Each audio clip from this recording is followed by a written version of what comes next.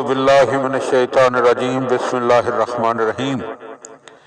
جزیرہ خضرہ کے زیر عنوان علامہ مجلسی کی کتاب بحار الانوار میں سے سن 308 ہجری میں امام علیہ السلام کی بارگاہ میں لکھے گئے عریضے کے ذیل میں سوالات کے جوابات آپ صاحبان کی خدمت میں ہدیہ کیے جا رہے ہیں۔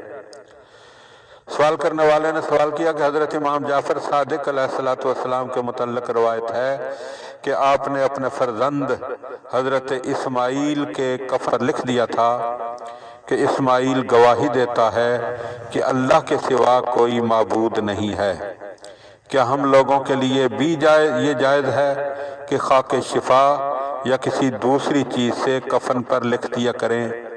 تو آپ علیہ السلام نے جواب میں لکھا کہ یہ جائز ہے۔ پھر سوال کیا گیا کہ خاک شفا کی تسبیح پڑھنا جائز ہے اور کیا اس میں کوئی فضیلت ہے؟ تو آپ علیہ السلام نے فرمایا کہ خاک شفا کی تسبیح سے افضل کوئی تسبیح نہیں ہے، اور اس کی ایک فضیلت یہ ہے کہ اگر کوئی شخص تسبیح پڑھنا بھول جائے مگر خاک شفا کی تسبیح کے دانوں کو اپنے ہاتھوں میں گھماتا رہے تو تسبیح پڑھنے کا ثواب اس کے نامہ اعمال میں لکھ دیا جائے گا۔ اللہم صلی علی محمد و آل محمد وعجل فرج آل محمد۔